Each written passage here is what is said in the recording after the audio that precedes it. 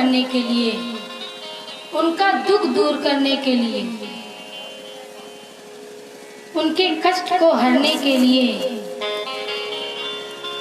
प्रभु ने अवतार लिया है। और विश्वामित्र का परिचय वाल्मीकि रामायण में आता है कि ये प्रजापति के पुत्र थे। तब इनका नाम था विश्वरथ। और इनके 3 भाई और थे,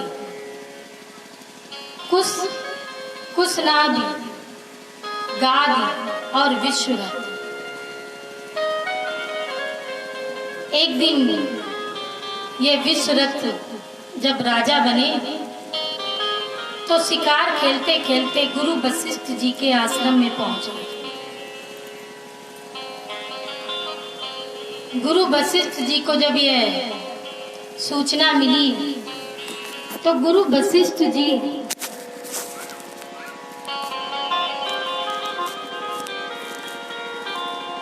विश्वरथ का सम्मान करने के लिए उनको बड़ा उनके आदर के साथ उनको ले आए और बड़ा ही आदर सम्मान किया। गुरु वशिष्ठ जी के आश्रम में एक कामधेनु गाय रहती थी। तो जब ये विश्वरथ आए तो गुरु वशिष्ठ जी ने उस कामधेनु गाय से कहा कि तुम सुंदर सुंदर पकवान उत्पन्न करो। उस कामधेनु ने बहुत ही स्वादिष्ट पकवान उत्पन्न किए और उससे गुरु वशिष्ठ जी ने विश्वामित्र जी का स्वागत सत्कार किया। जब विश्वरथ का स्वागत हुआ तो विश्वरथ की नजर उस कामधेनु गाय पर पहुंची। तो उस कामधेनु गाय को देख करके विश्वरथ बोले कि ये आश्रम में रहने वाली वस्तु नहीं है, ये तो राजाओं के यहाँ राजकोष में खजाना बन सकती है। और गुरु वशिष्ठ जी से कहा कि ये कामधेनु गाय आप मुझे दे। जब ऐसा गुरु वशिष्ठ जी से कहा विश्वरथ जी ने तो गुरु वशिष्ठ जी बोले कि ये मैं गाय आपको नहीं दे सकता हूँ, क्योंकि इस गाय के द्वारा ही इस आश्रम की व्यवस्था चल रही है। विश्वरथ को क्रोध आ गया और क्रोध में आकर के इन्होंने अपने सैनिकों को बुलवाया और कहा कि इस कामधेनु गाय को खोल लो। अब उस कामधेनु गाय को जब सैनिक खोलने लगे, खोल कर ले जाने लगे, तो ये गाय बोली गुरु वशिष्ठ जी से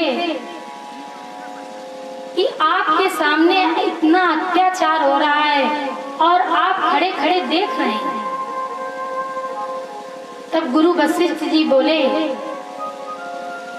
कि तुम अपने कामधेनु से बोले कि तुम राक्षसों को, ऐसे वीर राक्षसों को, ऐसे वीर योद्धाओं को उत्पन्न करो जिससे ये सैनिक मारे जाए।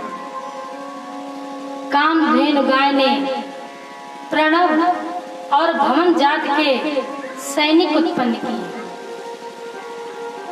और विश्वरथ के सैनिकों से युद्ध किया, उनको पराजित किया। लेकिन फिर भी विश्वरथ ने जब उस कामधेनु को ले जाने लगे तो विश्वरथ ने गुरु वशिष्ठ जी के 99 पुत्रों का वध भी कर दिया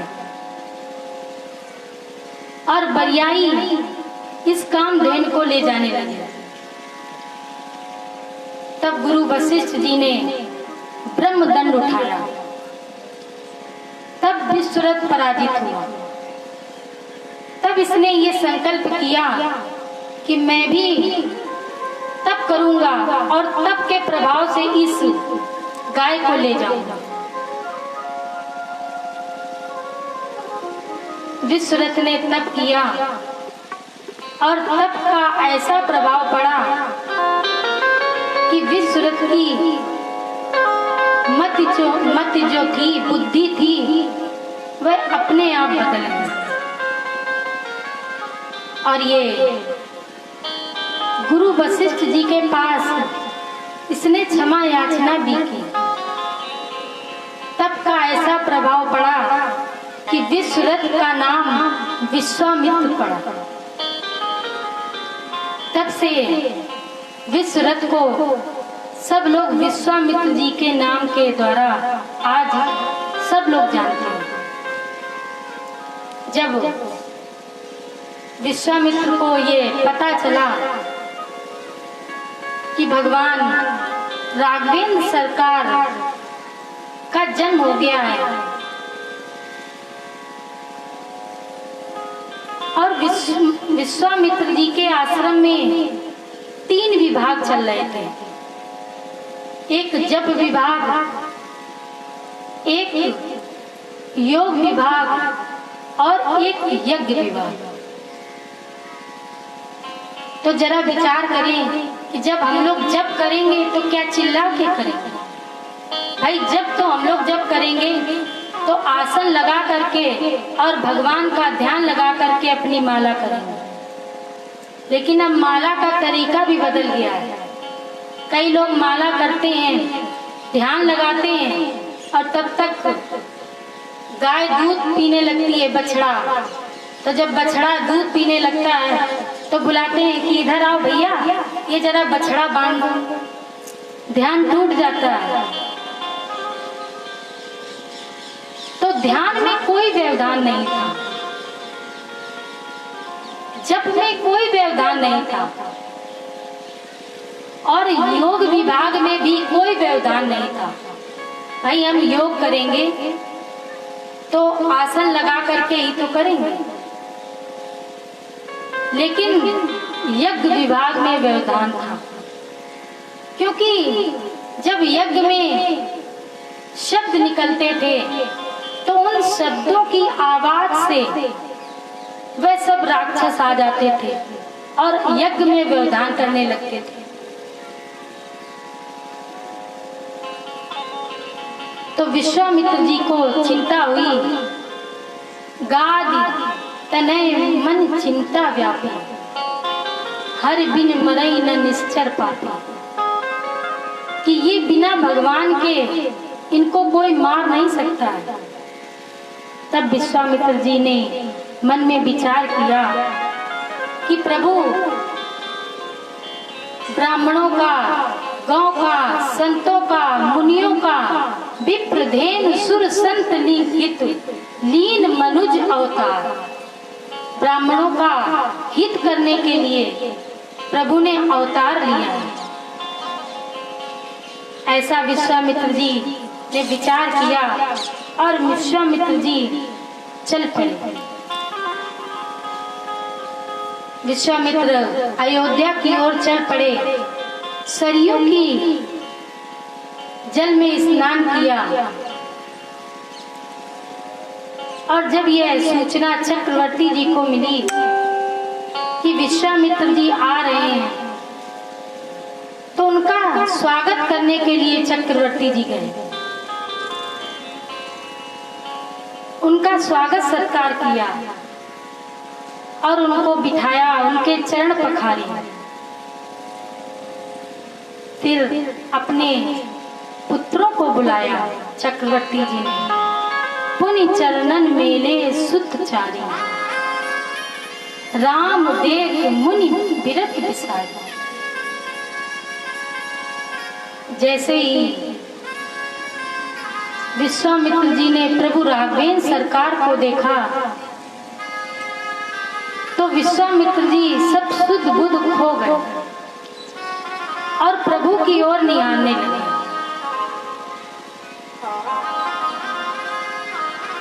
चक्रवर्ती ने पूछा विश्वामित्र जी से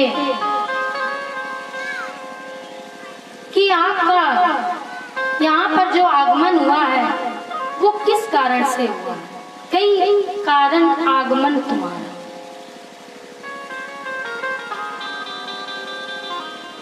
तो विश्वामित्र जी ने मन में विचार किया कि चक्रवर्ती जी स्वयं पूछ रहे हैं मुझसे कि किस कारण आप यहाँ पर आए हैं। विश्वामित्र जी चक्रवर्ती जी से कहने लगे,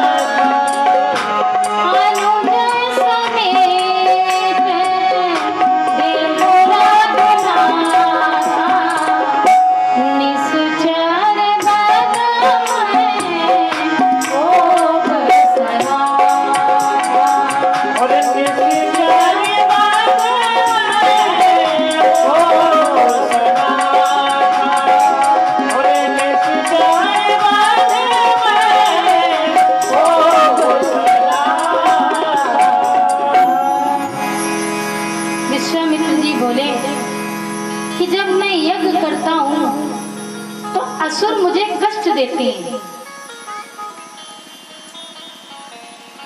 और मैं आपसे याचना कर रहा हूँ कि अनुज समेत देव रघुनाथ। विश्वामित्र जी कह रहे हैं मैं जाचन आयो न पुतोई। मान लो विश्वामित्र जी ऐसा कह रहे हैं कि मैं तुम्हें जांचने आया हूं, चेक करने आया हूं कि तुम मुझे राम को दोगे कि नहीं दोगे। अनुज समेत देव रघुनाथा निश्चर पद मैं होब सनाता। राघवेंद्र जी के साथ मुझे लक्ष्मण जी को भी दे दो जिससे मैं सनात हो जाऊं। निशाचरों का वध तो करना है, लेकिन विश्वामित्र जी ऐसा कह रहे हैं कि अभी तक मैं अनाथ था और यदि मुझे प्रभु मिल जाएंगे तो मैं सनात हो जाऊंगा। जब चक्रवर्ती जी ने विश्वामित्र जी के इन वचनों को सुना तो चक्रवर्ती जी का मुख सूख गया।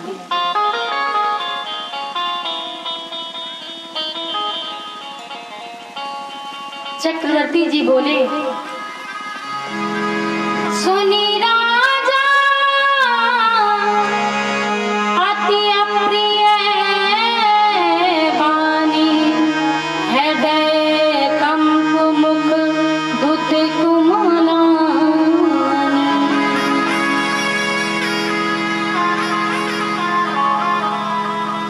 हृदय कांपने लगा। जरा विचार करें कि जिसके बुढ़ापे में संतान होगी तो क्या इन छोटे बालकों को कोई दे सकता है? चक्रवर्ती जी कह रहे हैं कि मैं इनको दे नहीं पाऊंगा।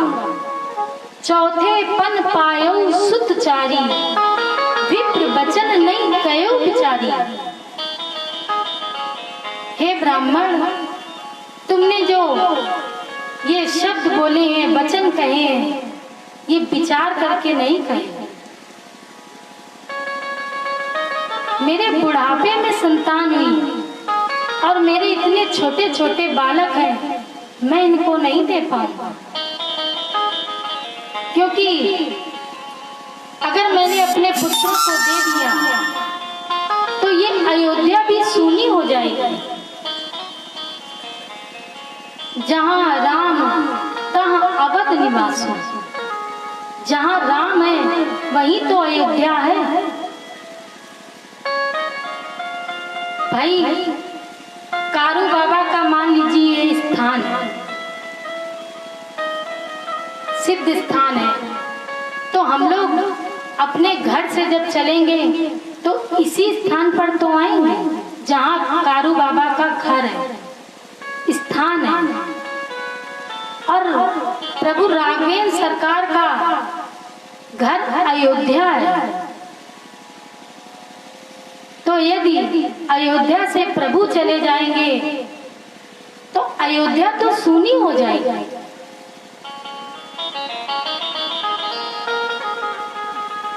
चक्रवर्ती जी विश्वामित्र जी से कहने लगे, मांगो भूमि देनो धन कोसा, सर्वस देव आज सहरोसा।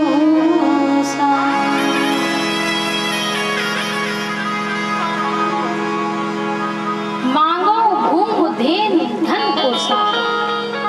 भूमि मांग लो, धन मांग लो, जो खजाना है राज्य का, कोष का, वह खजाना मैं आपको दे सकता हूँ और सर्वस्व दे सकता हूँ। आज सहरोसा, और कोई कष्ट भी नहीं होगा। लेकिन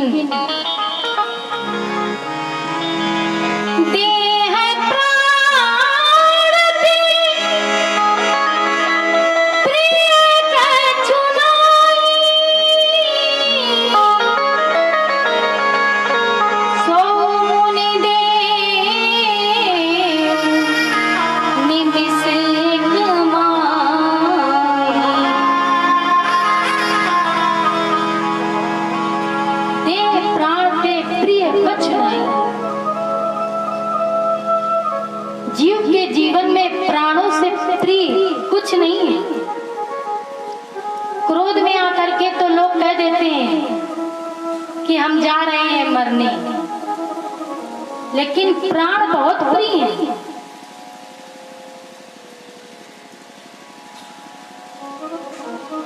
तो चक्रवर्ती जी कह रहे हैं कि देह प्राण ते प्रिय कछु नहीं। जैसे प्राण प्रिय है शरीर में, सो मुनि देव निमिष एक माई। जितनी देर में पलक गिरती है और उठती है, मुझे मात्र उतना ही क्षण लगेगा और मैं अपने प्राण आपको दे सकता हूँ। क्योंकि सब सुत मोई प्राण की नाई, सब सुत मोई प्राण की नाई, सब सुत मोई प्राण की नाई, सब सुत मोई प्राण की नाई, सब सुत मोई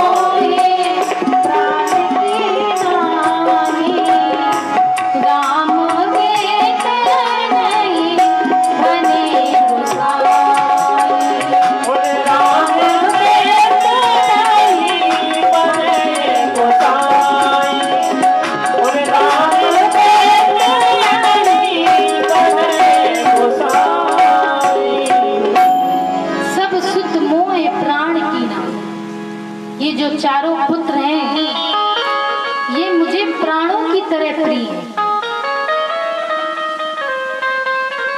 राम देत नहीं बने। भाई राम कहीं दिए जा सकते हैं, और चक्रवर्ती जी कह रहे हैं राम देत नहीं बने, मेरी बनेगी नहीं, मेरी तो बिगड़ जाएगी।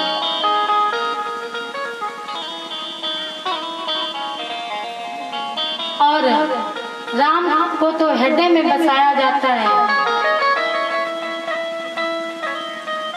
मुनि, संत, योगी, तपस्वी, कुटीचक, बहुदक, ये सब भगवान को पाने के लिए तप करते हैं, जप करते हैं, ध्यान करते हैं, लेकिन फिर भी उनको प्राप्त नहीं कर पाते। तो चक्रवर्ती जी कह रहे हैं कि यदि मैं राम को दे दूंगा तो मेरी बनेगी नहीं, मेरी बनी बनाई बिगड़ जाएगी। बुढ़ापे में मुझे प्रभु मिले हैं और मैं इनको दे नहीं सकता हूँ। विश्वामित्र जी ने जब चक्रवर्ती जी के ऐसे वचनों को सुना तो विश्वामित्र जी प्रसन्न हो गए कि पिता को अपने पुत्रों से कितना अगाध प्रेम है।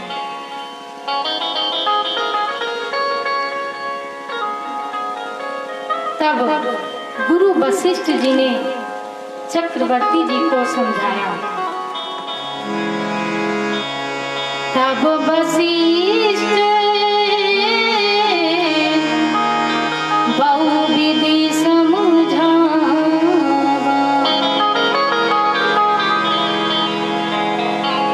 तब वशिष्ठ बहुविधि समझा। वशिष्ठ जी बोले कि अरे इन्हें देने से मना मत करो,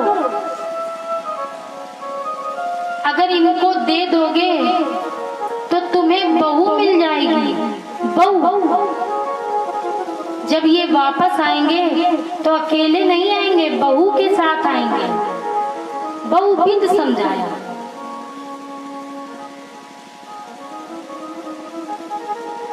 बहुविध का भाव है कि अनेक प्रकार से समझाया।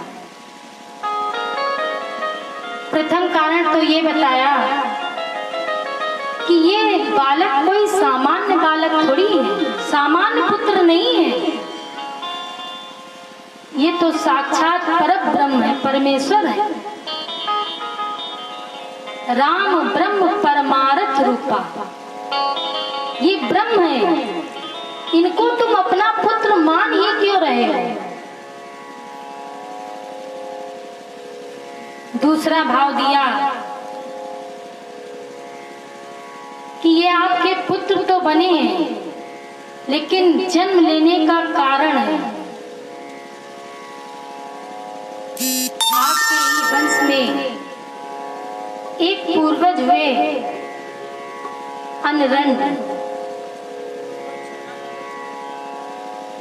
और राजा अनरंड का सिर रावण ने काट दिया।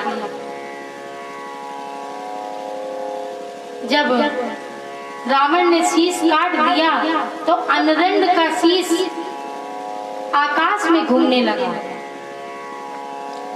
और बोला कि मेरे वंश में भगवान का जन्म होगा, तब वह तुम्हारा वध करेंगे। इस कारण से भी बहुविध समझाया। और तीसरा कारण ये है कि जनक वंश में और सूर वंश में मित्रता नहीं थी, शत्रुता थी।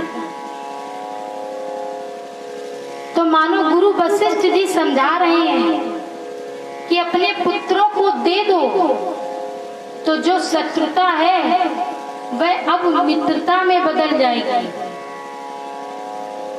क्योंकि भगवती जानकी ने जन्म ले लिया है और वह बहू बन करके तुम्हारे यहाँ आएंगी। इसका भाव गुरु वशिष्ठ जी ने चक्रवर्ती जी को दिया और एक भाव और दिया कि विश्वामित्र जी को मना मत करो, क्योंकि ये बहुत क्रोधी ब्राह्मण है। तुम्हारे पूर्वज हरिश्चंद्र को स्वप्न में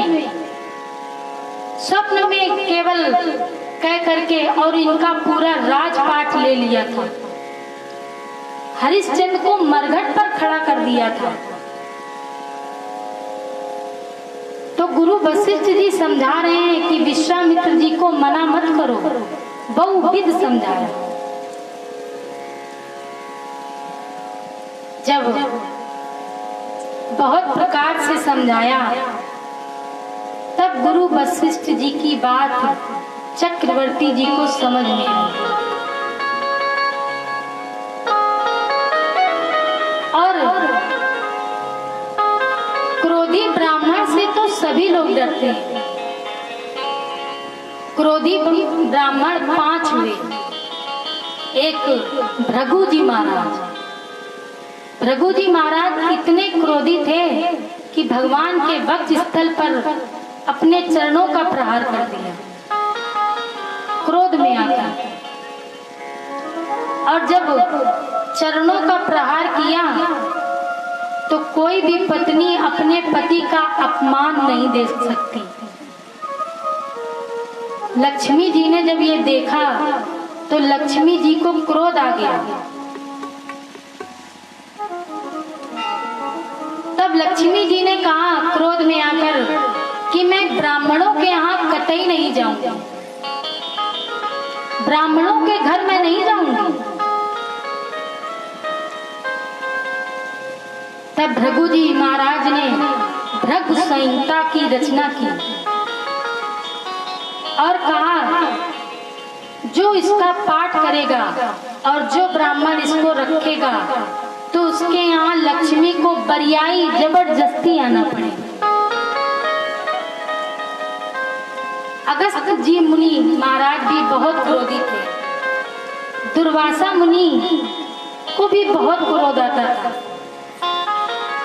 और चौथे विश्वामित्र जी को क्रोध आता था और 5वें आप लोग जानते ही हैं परशुराम जी महाराज को बहुत क्रोध आता था।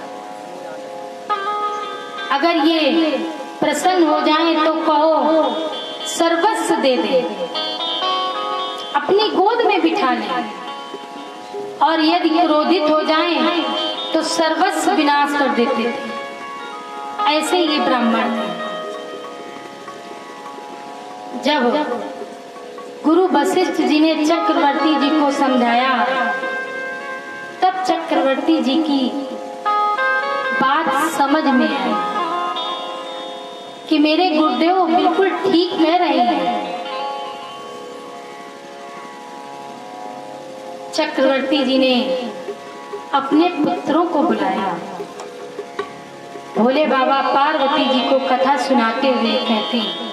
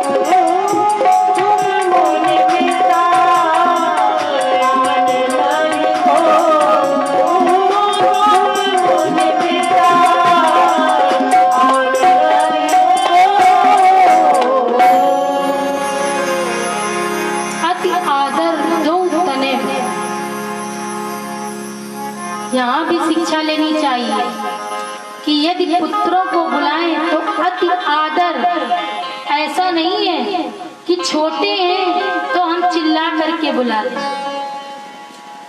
छोटों का भी सम्मान करना चाहिए। पिता ने अपने पुत्रों को बुलाया है तो अति आदर दो तने बुलाए। और चक्रवर्ती जी ने अपने पुत्रों को हृदय से लगाया और बताया कि ये विश्वामित्र जी हैं, आज से इन्हीं के साथ तुम्हें रहना है।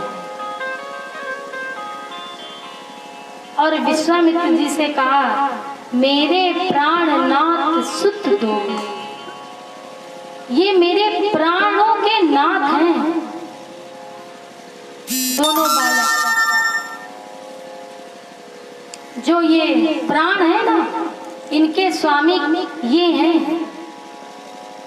लेकिन तुम मुनि पिता आन नहीं को, आज से तुम ही इनके माता हो और तुम ही इनके पिता हो। चक्रवर्ती जी ने विश्वामित्र जी के हाथ में अपने दोनों पुत्रों को सौंप दिया।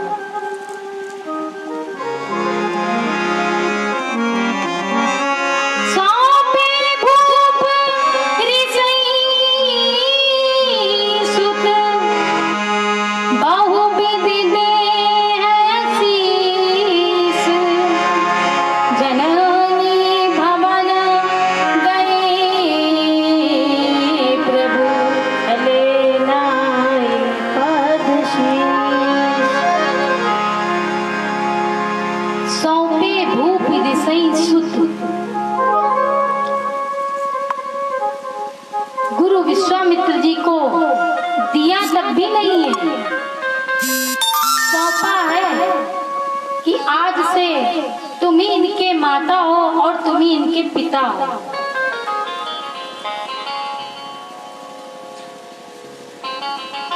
बहुविध दे आशीष, बहुत प्रकार से चक्रवर्ती जी ने अपने पुत्रों को आशीर्वाद दिया। जननी भवन गए प्रभु, चले नाई पद शीस। अब जरा विचार करें कि पिता का तो आशीर्वाद प्रभु राघवेंद्र सरकार और लक्ष्मण जी को मिल गया था, तो गुरु विश्वामित्र जी के साथ चला जाना चाहिए था। लेकिन फिर भी जननी भवन गए प्रभु, क्योंकि माता का पद पिता से 1000 गुना बड़ा है। तभी तो हम लोग कहते हैं त्वमेव माता च पिता। जब पिता कहते हैं चा माने और, माता ही ऐसी होती है जो पिता का परिचय कराती है।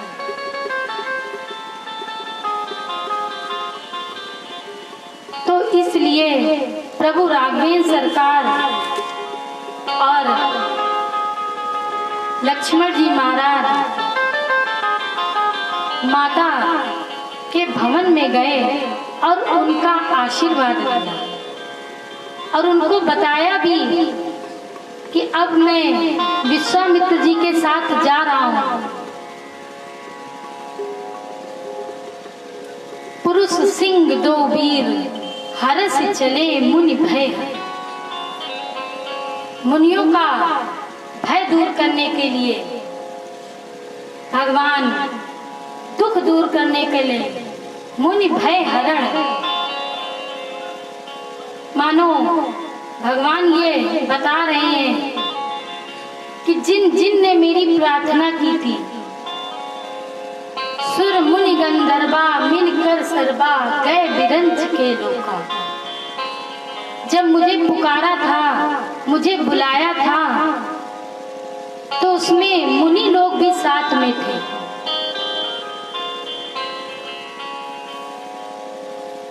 सबने प्रार्थना की थी इसलिए भगवान सबका दुख दूर करने के लिए, सबका भय खत्म करने के लिए, हरण करने के लिए भगवान चल पड़े।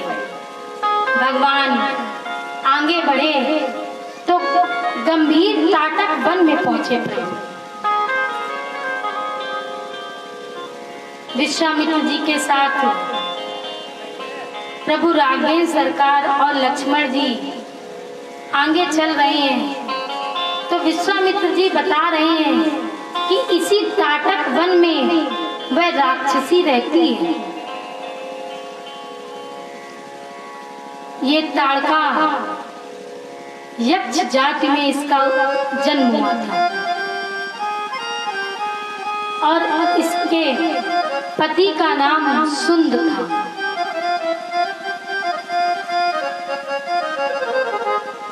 तो सुंद का वध मुनि अगस्त ने कर दिया था। तो ये ताड़का अगस्त की ओर मुंह खोल करके दौड़ी, मुंह पा करके दौड़ी क्रोध में। तो अगस्त मुनि ने श्राप दे दिया। इस कारण से ये राक्षसी योनि में आ गई। पहले ये यक्ष थी। सुंद की पत्नी यक्षिणी, यक्ष जाति में इसका जन्म हुआ था। अब विश्वामित्र जी भगवान को बता रहे हैं और दिखा रहे हैं कि ये ताटक जो वन है, इसी वन में ताड़का रहती है।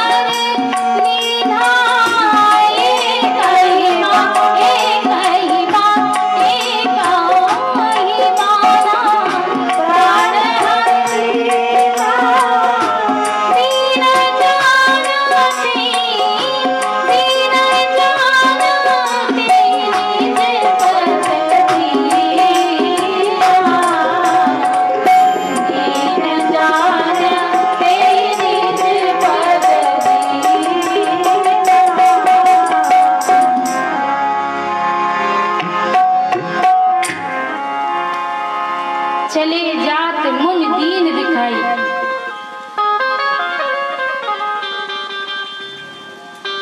विश्वामित्र जी वन दिखा रहे हैं प्रभु राघवेंद्र सरकार को और सुन ताड़का क्रोध कर रही।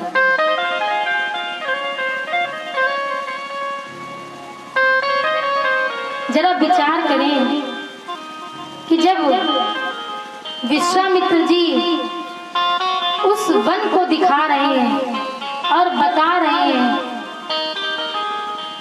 कि यहाँ पर ताड़का नाम की राक्षसी रहती है जो यज्ञ में व्यवधान करती है। तो सुन ताड़का क्रोध कर ही जाए। फिर ताड़का ने सुना क्या? भाई जब हम किसी से बात करेंगे तो बात तो ऐसे ही करेंगे कि बगल वाले को बात ना पता चले। क्योंकि हम जब किसी के मारने के लिए खुद हम प्रभु को ले करके आए तो क्या चिल्ला के कहेंगे कि यहाँ ताड़का रहती है? ऐसे थोड़ी बोलेंगे। हम तो बहुत ही शालीनता से बोलेंगे कि कहीं आवाज बाहर न चली जाए। फिर इसने सुना क्या? अध्यात्म रामायण में प्रमाण आता है कि जब विश्वामित्र जी ने राम जी को ये गंभीर जंगल दिखाया तो प्रभु राघवेंद्र सरकार ने अपने धनुष पर प्रत्यंचा चढ़ाई और प्रत्यंचा चढ़ाकर उसको कानों तक लाए और प्रत्यंचा छोड़ दी।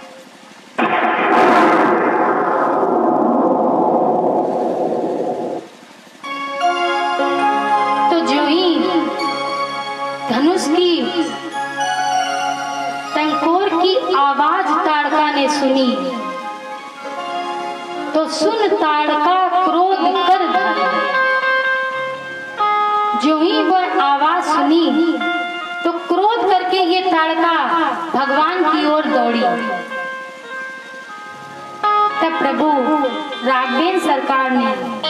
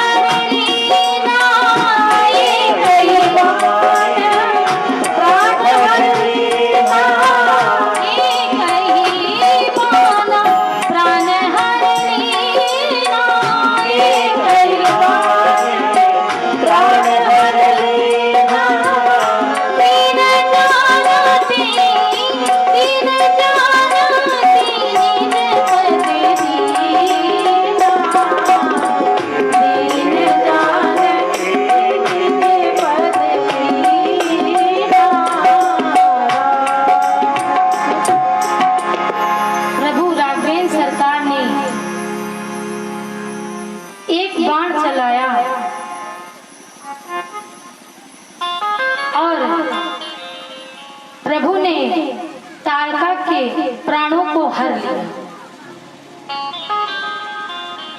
दीन जान ते निज पद पे और ताड़का को भगवान ने दीन जाना है कि ये दुखी है, क्योंकि दीनों पे दया करते हैं भगवान। तो केवल प्रभु ही जान सकते हैं कि ये दीन है, क्योंकि दीन दयाल विरद संभारी हरऊ नाथ मम संकट। जो दीन दुखी होते हैं उनके प्रभु संकट हरते हैं। तो मानो भगवान ये समझ रहे थे कि ये राक्षसी योनि में तो है, लेकिन ये दुखी है, इसीलिए भगवान ने दीन जाना। प्रभु ने अपना परम पद ताड़का को दिया। भगवान विश्वामित्र जी के साथ वहां पर रुके। प्रातः काल प्रभु उठे और बोले कि आप निर्भय होकर के यज्ञ करें।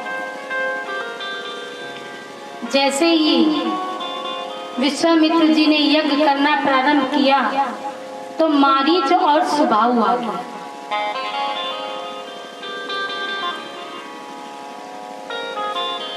तो भगवान ने उसको अपने एक बाण से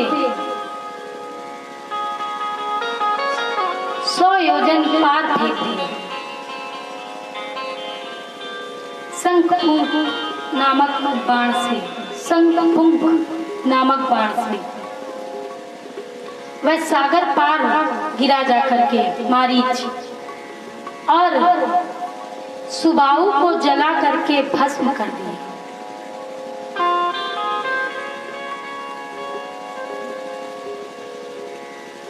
अब भगवान ने विश्वामित्र जी से कहा कि आप अब यज्ञ प्रारंभ करें। इधर विश्वामित्र जी के पास जनक वंश से द्वारपाल आए और कहा कि जनकपुर में धनुष यज्ञ का आयोजन रखा गया है। जब ऐसे विश्वामित्र जी ने वचन सुने तो भगवान से कहा कि चलो चल करके मैं तुम्हें एक चरित्र दिखाऊंगा। भगवान विश्वामित्र जी के साथ चल पड़े। तो जब आगे बढ़े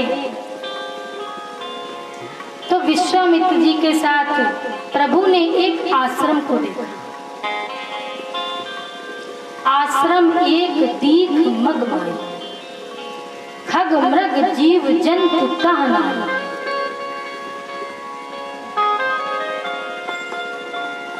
भगवान ने जब उस आश्रम को देखा तो पूछा, मुनि विश्वामित्र जी से पूछने लगे कि ये आश्रम कैसा है, जिस आश्रम में ना कोई पशु है, ना कोई पक्षी है, ना यहाँ पर कोई जीव है, ना जंतु है, और जो ये वृक्ष भी हैं ये बिल्कुल सब जड़ योनि में है।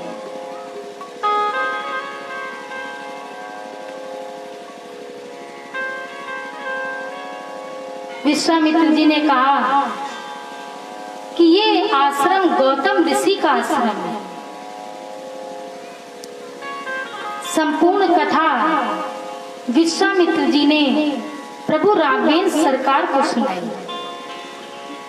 कि गौतम की पत्नी थी अहिल्या और इसके सतीत्व को इंद्र ने नष्ट कर दिया। तो गौतम जी को क्रोध आया और क्रोध में आकर के बोले कि तुम इतनी मंद बुद्धि थी कि तुम अपने पति में और इसमें भेद न जान पाए।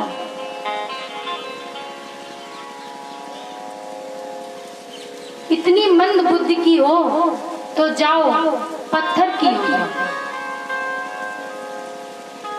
जब ऐसे वचनों को प्रभु ने सुना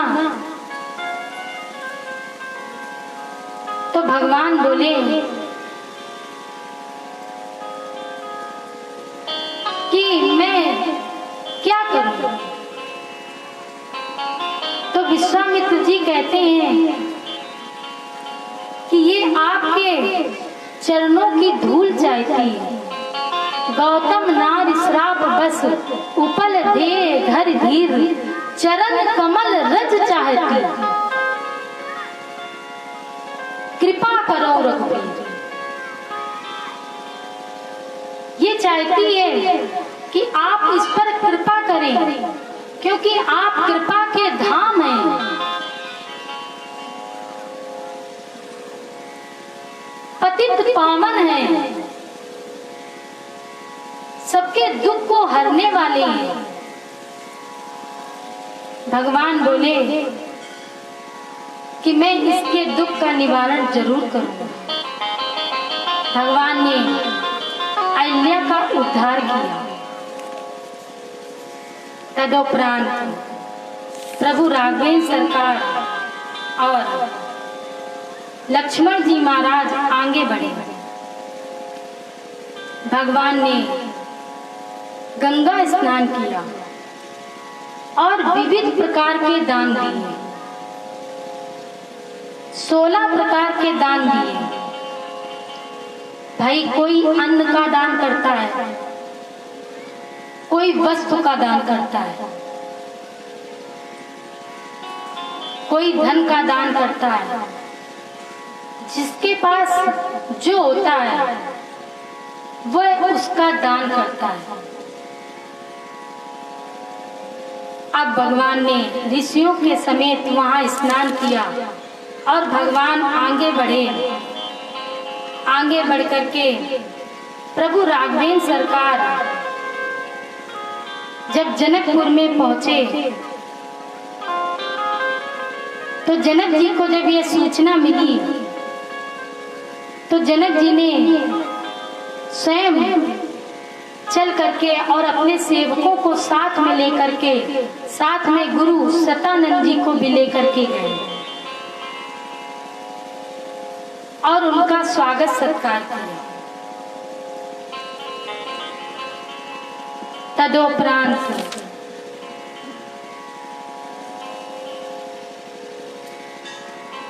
विश्वामित्र जी से एक दिन लक्ष्मण जी कहने लगे। लक्ष्मण जी के मन में जनकपुर की शोभा देखने का मन बना।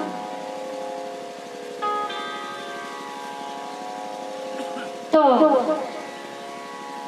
लखन जी जनकपुर देखना चाहते थे, लेकिन प्रभु के भय के कारण और गुरु का संकोच भी था। तो ये भी एक शिक्षा लेनी चाहिए कि ऐसे हमें कहीं अकेले भ्रमण करने नहीं जाना चाहिए। छोटों को भाई बड़ों का भय तो होना ही चाहिए, क्योंकि बड़ों की छाया यदि बनी रहती है तो हमें कष्ट नहीं मिलता।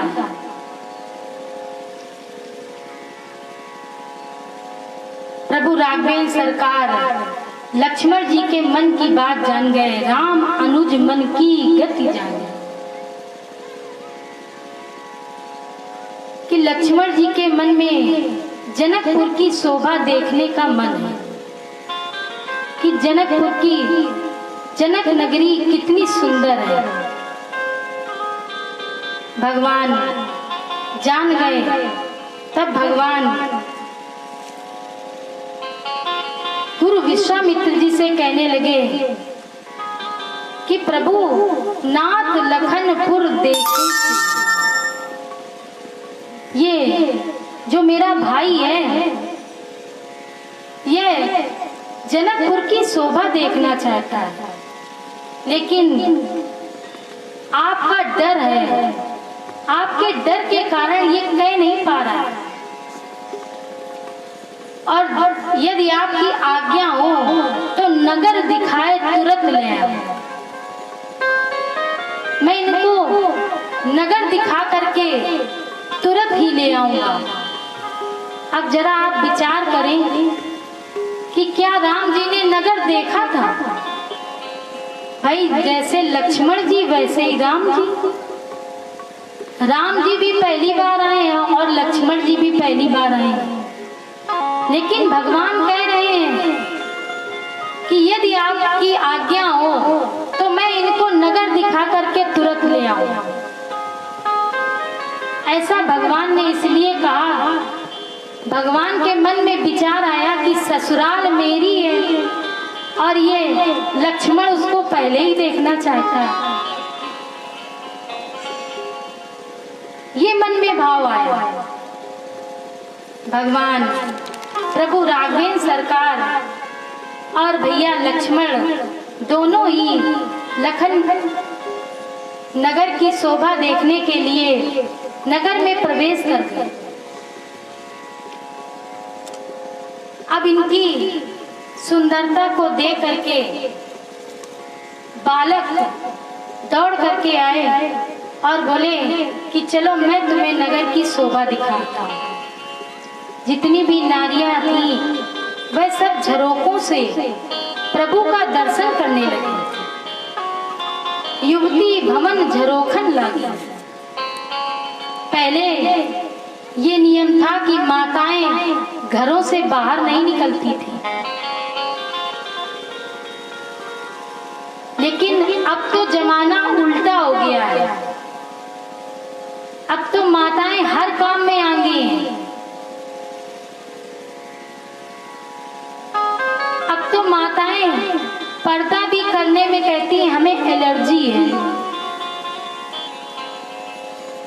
एक हम आपको बात बताएं, एक जगह हम कथा में गए हुए थे वहां पर शहर की कथा थी फरीदाबाद में। तो वहां तो ये प्रचलन भी खत्म था कि माताएं साड़ियां भी नहीं पहनती थी, सूट पहनती थी।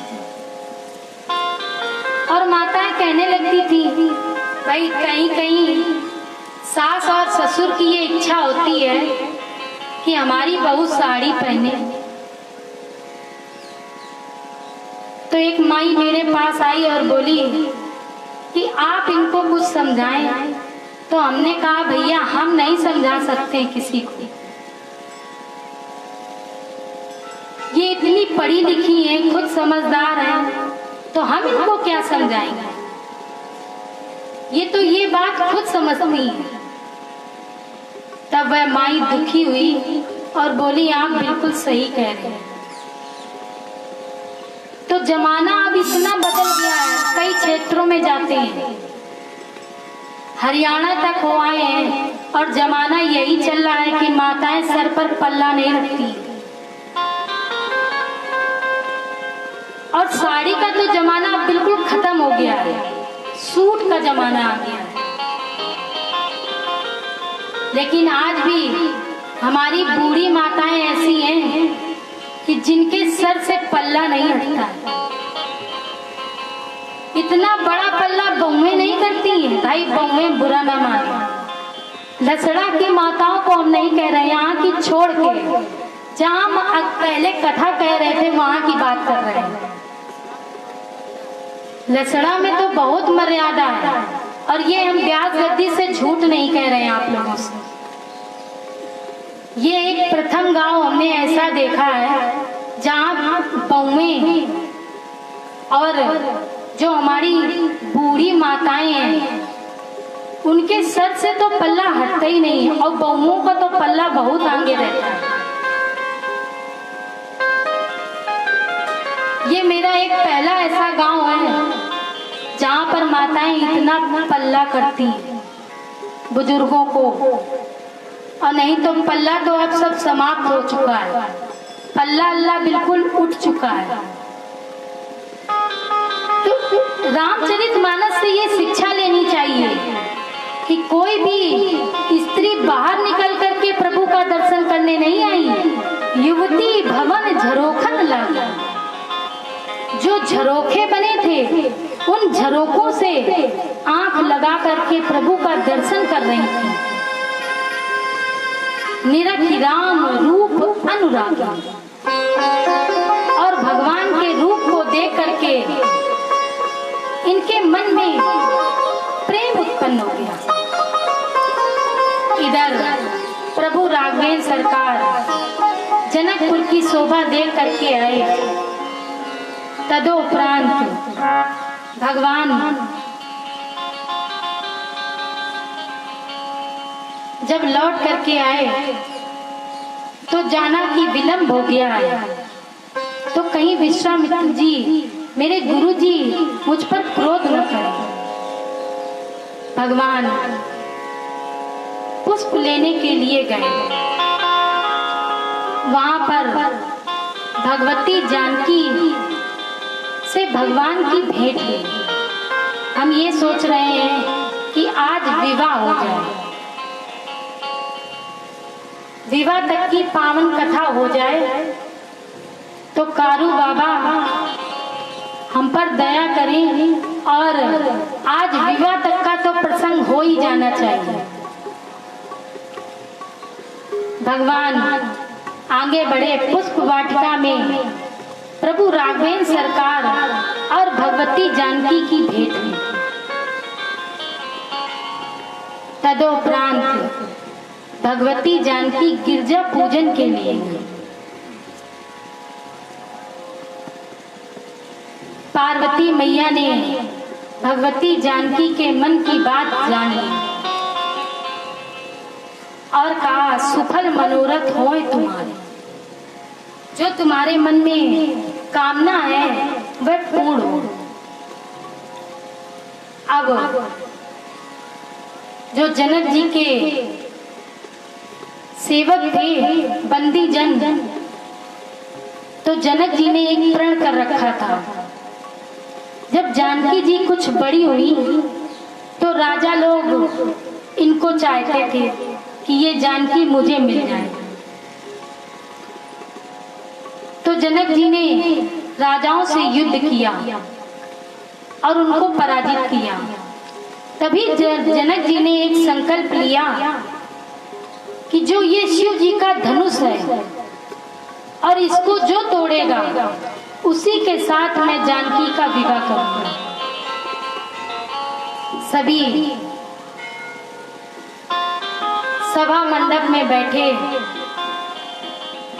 और जनक जी का प्रण बंदी जनों ने सुनाया। तदोपरांत जब बंदी जनों का प्रण सुनाया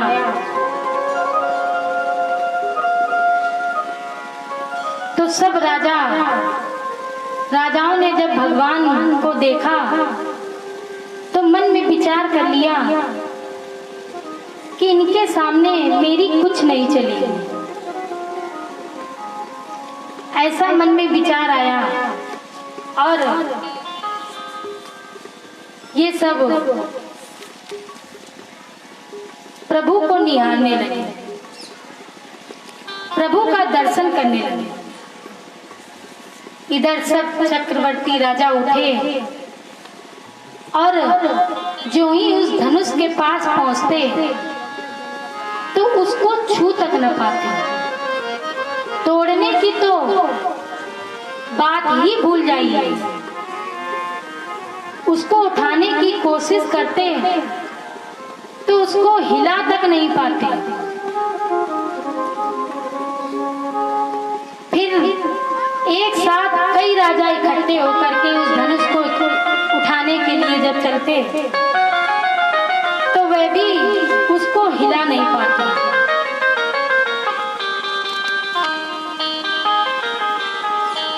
अब जब जनक जी ने ऐसा देखा तो जनक जी को क्रोध आने लगा कि यहाँ पर दूर दूर के राजा इकट्ठे हुए हैं और कोई भी ऐसा नहीं है जो इस धनुष का खंडन कर पाए। और वैसे भी यहाँ पर धनुष यज्ञ बहुत होता है और आपके बांदा ही क्षेत्र के एक सुप्रसिद्ध लक्ष्मण अभिनेता हैं जिनका नाम है सुरेश जी तिवारी, जिनको लोग नन्ना भी कहते हैं। तो आप लोगों ने धनुष यज्ञ की लीला तो बहुत देखी। लक्ष्मण जी को क्रोध आया जनक जी के ऐसे वचनों को सुन करके। तो लक्ष्मण जी ने कहा कि तोड़ो छत्रक दंड, लेकिन भगवान की आज्ञा मिली। भगवान ने मुंह से कुछ नहीं कहा, केवल प्रभु ने अपने नयन लक्ष्मण की ओर दिखाए तो लक्ष्मण जी शांत हो गए और शांत होकर के भगवान के निकट बैठ गए। सैनई रघुपत लखन निवारे, प्रेम सहित निकट बैठा रे। प्रेम के साथ भगवान ने लक्ष्मण जी को पास में बैठा। जब विश्वामित्र जी ने जान लिया कि अब वह शुभ समय आ गया है कि जब भगवान को यह धनुष तोड़ना है, विश्वामित्र समय शुभ जानी, बोले अति स्नेह मृत वाणी। बहुत ही मीठी वाली वाणी से कहा कि उठो राम, राम तुम अब बैठो नहीं, अब तुम खड़े हो जाओ। उठो राम, भंजो भव चापा, मेटो तात जनक परतापा। जनक का जो दुख है, कष्ट है, पीड़ा है कि मैं अपनी बेटी का विवाह कैसे करूं, तो इनके कष्ट को दूर करो। प्रभु की आज्ञा पा करके प्रभु राघवेंद्र सरकार ने विश्वामित्र जी के चरणों में प्रणाम किया और प्रणाम करने के बाद भगवान प्रभु राघवेंद्र सरकार ने शिव जी का ध्यान किया, क्योंकि भगवान के वे इष्ट हैं, एक दूसरे को अपना इष्ट मानते हैं। राम जी शिव जी को और शिव जी राम जी को। और ये धनुष भी शिव जी का था, इसलिए शिव जी की भी आज्ञा तो लेनी थी।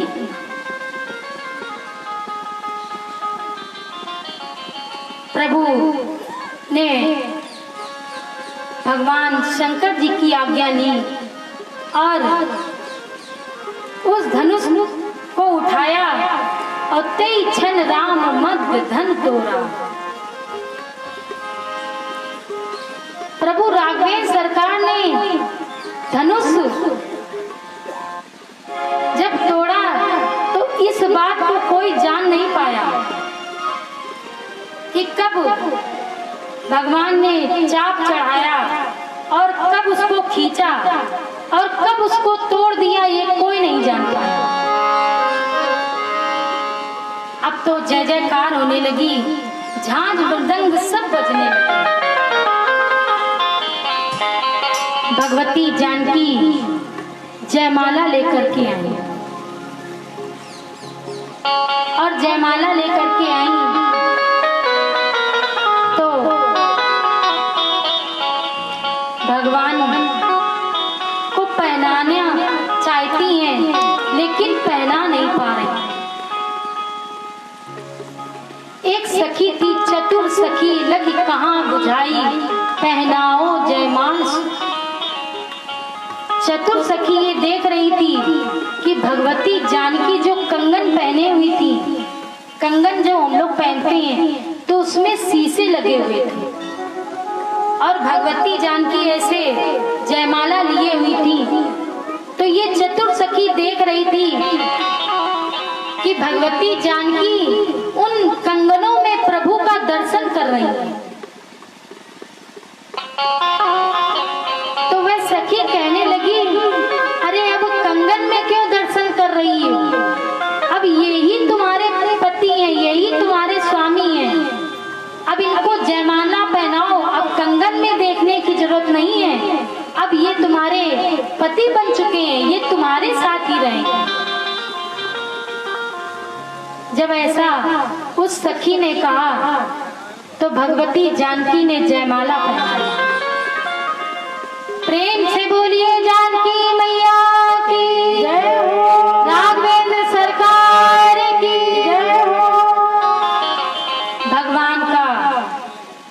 भगवान की जयमाला पहनाई।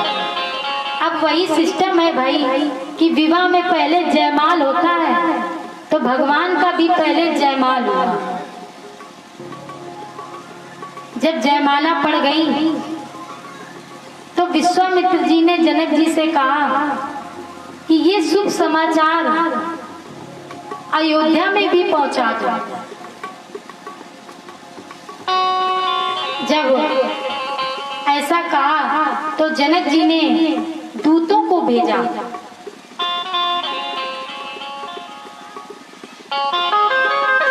दूत अयोध्या पहुंचे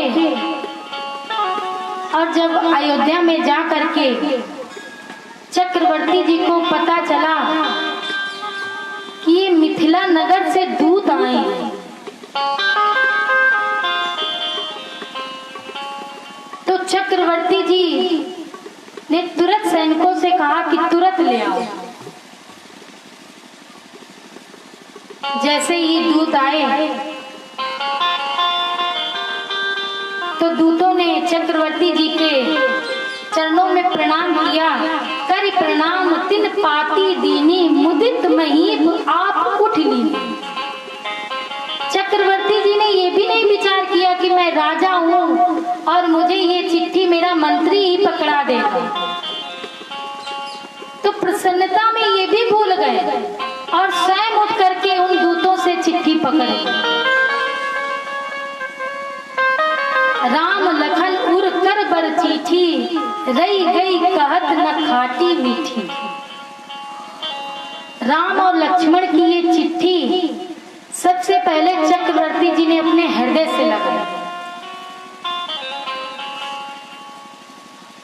और हृदय से लगा करके फिर चक्रवर्ती जी ने उसको पढ़ना शुरू किया। संत शिरोमणि तुलसी बाबा जी ने लिखा है कि रही गई कहत न खाटी मीठी। भाई जरा विचार करें कि चिट्ठी भी कहीं खट्टी होती है कि मीठी होती है, आप बताएं। भाई कहें, सुने, अनुमोदन करें। भाई आप लोग भी बोला करें। हम पूछ रहे हैं चिट्ठी खट्टी होती है कि मीठी होती है? हमारे भैया जी ने बताया है कि चिट्ठी ना खट्टी होती है और ना ही मीठी होती है, चिट्ठी चिट्ठी होती है। लेकिन संत शिरोमणि तुलसी बाबा जी ने लिखा है कि रही गई कहत न खाटी मीठी। चक्रवर्ती जी को ये पत्र खट्टा और मीठा कैसे लगा? चक्रवर्ती जी को ये पत्र खट्टा और मीठा ऐसे लगा कि जैसे ही पढ़ना शुरू किया कि जब हम अयोध्या से निकले तो गंभीर ताटक वन में पहुंचे। ज्यों ही चक्रवर्ती जी ने उस चिट्ठी में पढ़ा कि ताटक वन में पहुंचे तो चिट्ठी कैसी लगने लगी? खट्टी। कि मेरे इतने छोटे छोटे बालक और इस गंभीर जंगल में पहुंच गए। और ज्यों ही आगे पढ़ा कि वहां ताड़का आई तो अब तो वो चिट्ठी और खट्टी लगने लगी। भाई इतनी बड़ी राक्षसी आई तो अब चक्रवर्ती जी को वो चिट्ठी खट्टी लगने लगी। और ज्यों ही आगे पढ़ा कि उस राक्षसी का वध प्रभु राघवेंद्र सरकार ने कर दिया तो वह चिट्ठी कैसी लगने लगी? मीठी। तो चिट्ठी खट्टी भी हो गई और मीठी भी हो गई। चिट्ठी पढ़ करके, निमंत्रण पा करके चक्रवर्ती जी बारात लेकर के मिथिला नगर में आ गए। मिथिला नगर में स्वागत सत्कार हुआ बारात का।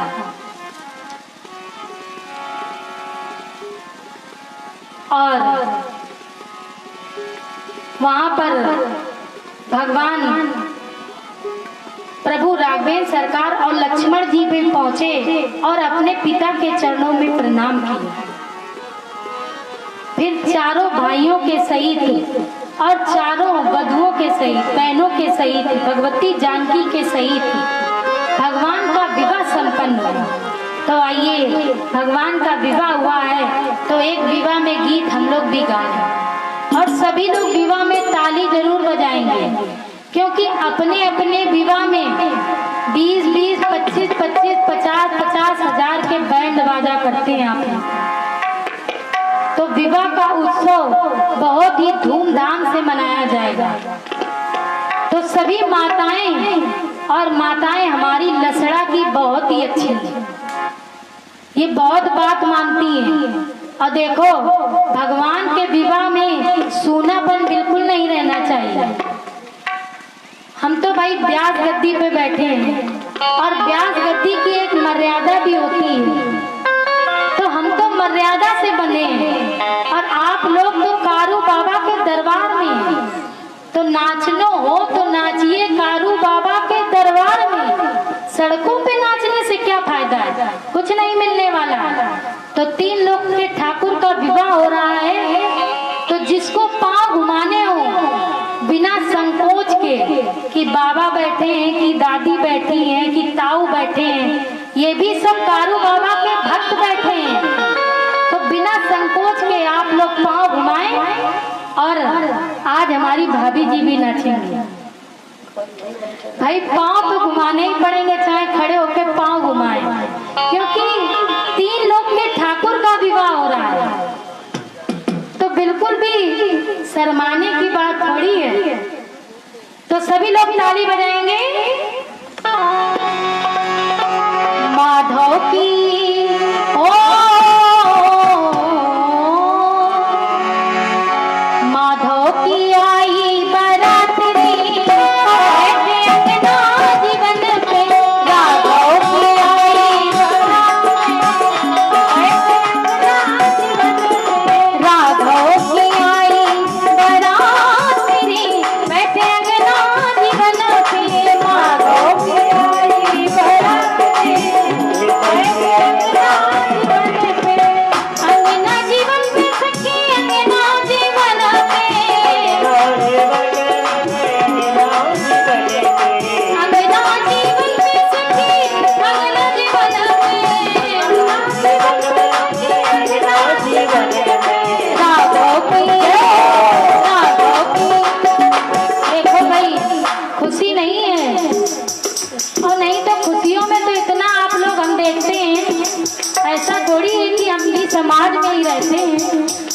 बारातें हम बहुत देखते हैं और यहाँ से पंजाब लुधियाना तक जाकर के हमने बारातें देखी हैं।